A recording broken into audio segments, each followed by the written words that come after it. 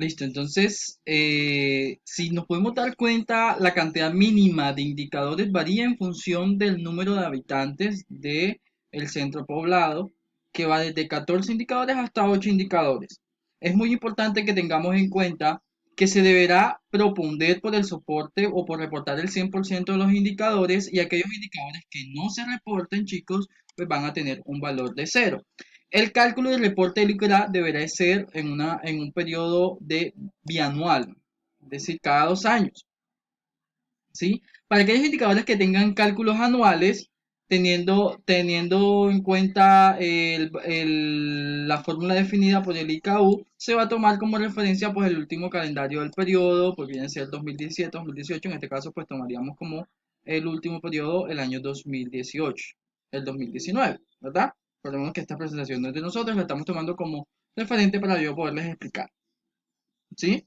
Acá pues vamos a encontrar entonces unos productos según lo que define esto, pues vamos a encontrar marco de Excel que se verá realizado por la autoridad ambiental en los insumos del municipio y una guía de normas técnicas pues que ya ustedes la revisaron, ¿verdad? Y acá pues tenemos que podemos descargar esa guía pues en la página web porque pues ya se las mostré y acá tenemos los indicadores de cada una, las hojas metodológicas de cada uno de esos indicadores. Entonces por ejemplo acá tenemos por ejemplo, el indicador de superficie de área verde, entonces tenemos cuál es la definición del indicador, cuál es la meta, quién es el responsable de la variable y cómo se ajusta esa variable, entonces, y cuál es la fórmula y cuáles son los valores de referencia y su clasificación. Entonces tenemos, por ejemplo, la definición de superficie de área verde por metros cuadrados de espacios naturales por habitante, estándar, pues lo que define la Organización Mundial de la Salud, que recomienda un valor referente equivalente a 9 metros cuadrados de área verde por habitante y el responsable pues es la autoridad ambiental con apoyo del municipio y pues su fórmula pues está acá. Tenemos en cuenta entonces que el área verde por unidad de habitante es igual al área verde urbana por habitante, ¿verdad? Sobre la población urbana total y eso nos va a dar como referencia entonces, mentira, no, tenemos que es el total de áreas verdes urbanas sobre el total de la población, o sea, el número de personas y pues tenemos aquí el índice de ICAU y ese resultado pues lo comparamos aquí entre estos valores para poder hallar la clasificación. Tenemos algunas normas técnicas, áreas, coberturas naturales y seminaturales, zonas blandas, coberturas naturales y verdes en edificaciones, población urbana total y demás. ¿Listo? Aquí tenemos como especie una descripción y acá pues tenemos cada una de las descripciones de los indicadores, en donde tenemos, por ejemplo, cómo se calcula el tema de la calidad del agua superficial.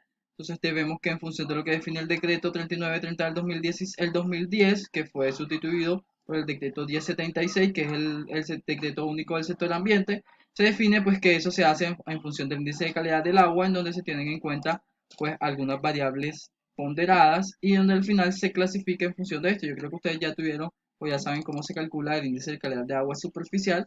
Está compuesto por varios indicadores en donde se tienen en cuenta el peso ponderado citado por cada variable y algunos elementos de monitoreos que se relacionan al final. Tenemos también por acá porcentaje de áreas verdes y áreas protegidas, su significado y demás, que temas que, bueno, que vamos a analizar o que ustedes tienen que analizar en el detalle en clase para que los podamos revisar. Sin embargo, pues vamos a hacer aquí, vamos a darle una mirada muy general, por ejemplo, a este porcentaje de áreas protegidas, estratégicas y complementarias en donde pues la meta es el 100% de las áreas protegidas y las estrategias complementarias que hayan sido incorporadas en el plan de ordenamiento territorio y pues su fórmula del cálculo es igual a el porcentaje de áreas protegidas con plan de manejo ambiental o en ejecución sobre las superficies de áreas protegidas con planes de manejo en ejecución y estrategias complementarias de conservación incluidas en el POT, ¿verdad? Sobre la superficie total de áreas protegidas por 100, ¿verdad? Esas áreas protegidas, pues, se tienen en cuenta sus diferentes categorías, las categorías definidas por el SINAP, que ya yo se las, ya la clase pasada las revisamos, y es muy importante que tengan en cuenta que este indicador se debe subclasificar de acuerdo a cada categoría de las áreas protegidas, es decir, que esto debe tenerse en cuenta en función de estas áreas protegidas, o que debe hacerse un cálculo independiente para cada una de estas áreas protegidas. ¿Listo? Al final, pues, vamos a tener como resultado un peso ponderado que nos va a permitir de alguna otra forma poder generar una clasificación si existe entre el 50 y el 60% de la superficie total de áreas protegidas y estrategias complementarias de conservación incluidas en el POP, o si no existe esa vinculación en el plan de ordenamiento del territorio en función de lo que dice el decreto 1076. Tenemos también el tema de residuos de porcentaje de residuos sólidos aprovechables, en donde tenemos algunos indicadores que muestran, por ejemplo, el porcentaje de residuos sólidos que están siendo aprovechados y su fórmula de cálculo está en función de los residuos sólidos aprovechados, incluyendo todo tipo de aprovechamiento, pues dados en toneladas, sobre los residuos sólidos generados en toneladas, multiplicados por 100. Al final, pues eso nos va a dar un porcentaje y ese porcentaje es el que vamos a comparar con esta tablita o con estos valores de referencia para poder dar entonces la clasificación. Es muy importante que tengamos en cuenta que estos residuos sólidos generados involucran los dispuestos, los aprovechados, ¿sí? Y la unidad de cálculo en área urbana. En función del porcentaje de área de superficie construida por criterios de sostenibilidad es exactamente lo mismo. ¿Listo? Entonces, ¿qué vamos a hacer, chicos? Vamos a preparar, yo les voy a presentar estas diapositivas y ustedes me van a tener que explicar cómo se lleva a cabo el cálculo de este tipo de indicadores con base a esta presentación que está acá. Ustedes van a tomar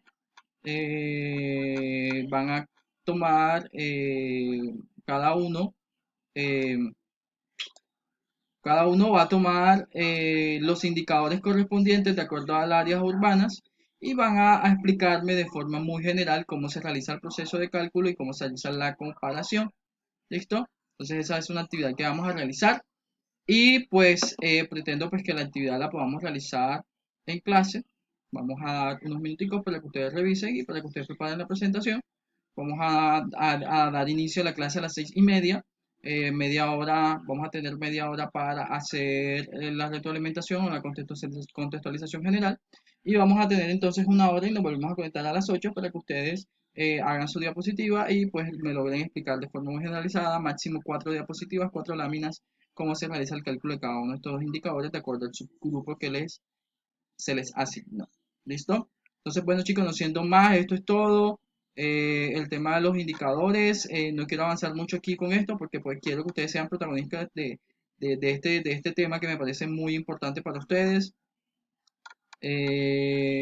Voy a dejar la explicación de los índices ICAO hasta aquí. Vamos a continuar entonces con la explicación de los otros elementos que hay que tener en cuenta en la definición de los determinantes ambientales del medio construido y la calidad de vida.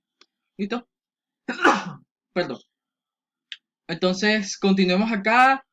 Es muy importante, chicos, que tengamos en cuenta que además de esos dos, existen algunos criterios expedidos por las autoridades ambientales que fijan algunos valores máximos permisibles para algunos elementos o para algunos aspectos ambientales, que pueden ser, por ejemplo, las emisiones o las descargas o el transporte de sustancias peligrosas en el territorio. Entonces es muy importante que tengamos en cuenta esto y que también podamos revisar entonces si en la jurisdicción de la autoridad ambiental competente pues existe algún requerimiento en específico en materia de emisiones, vertimientos, transporte o depósito de sustancias. Es también muy importante que logremos también identificar qué prohibiciones o restricciones o regulaciones para la disposición de vertimientos o sustancias causantes de degradación existen en el territorio, porque es crucial que podamos también incorporar estos elementos.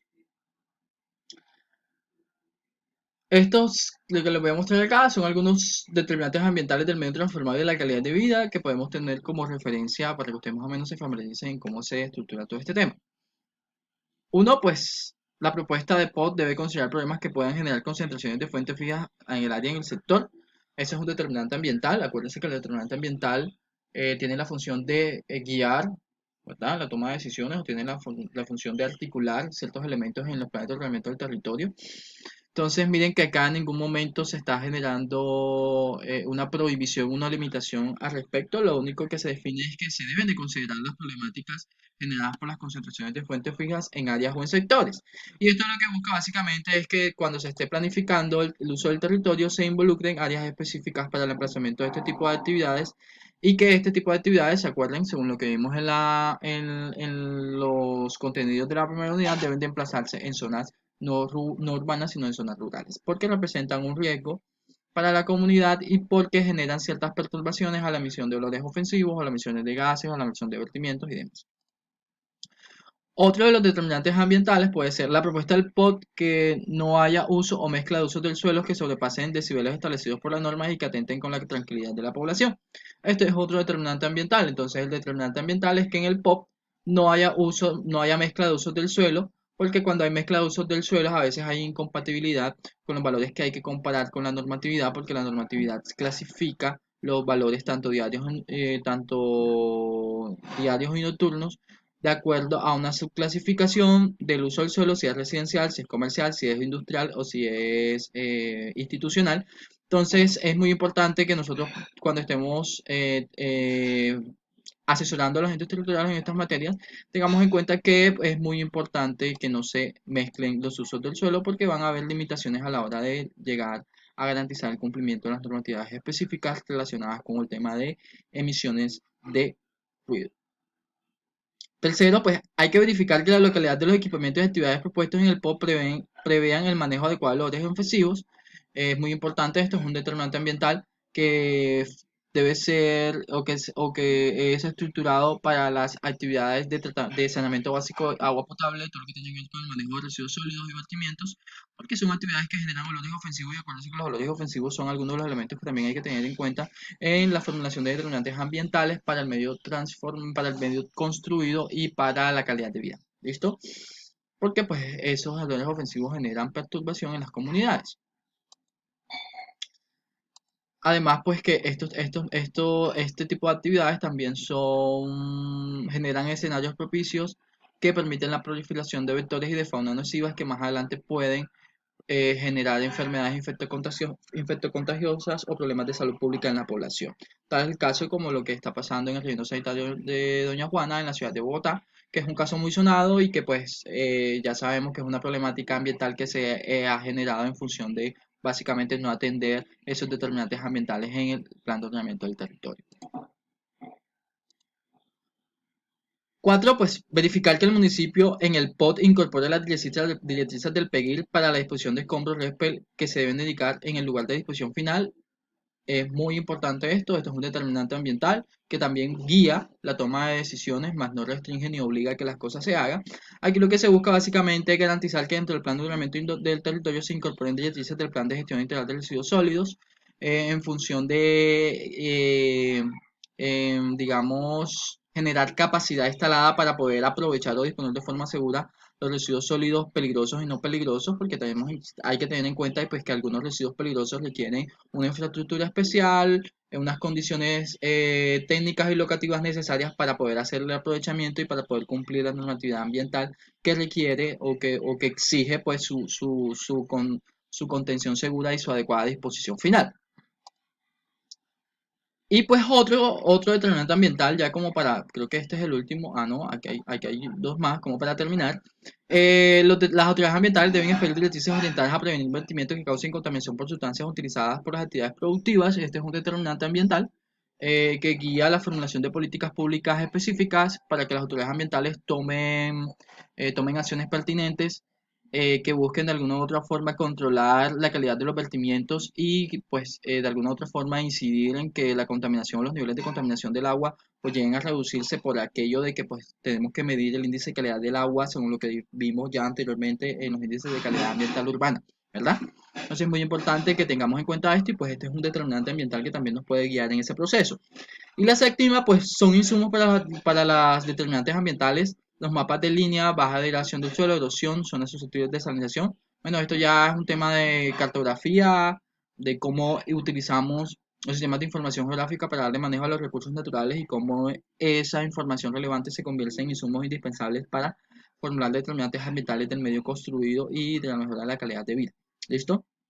Entonces, aquí tenemos pues unos instrumentos que nos pueden seguir de guía, que ustedes pueden consultar. Algunos instrumentos están orientados a cada alguno de los elementos definidos en los determinantes ambientales para el medio de construir la calidad de vida. Por temas como ejemplo el sistema de calidad de aire, pues la guía de formulación de vertimiento y saneamiento básico, guía para el manejo de gestión integral de residuos peligrosos, Y el protocolo de control, por ejemplo, el tema de olores ofensivos, que también es indispensable que lo tengan en cuenta. Y pues hay que revisarlos porque si no lo revisamos, pues no podemos formular determinantes ambientales para el territorio, chicos. Entonces ahí tienen una tarea, tienen información base y no se crean que este último ejercicio va a ser muy interesante para todos.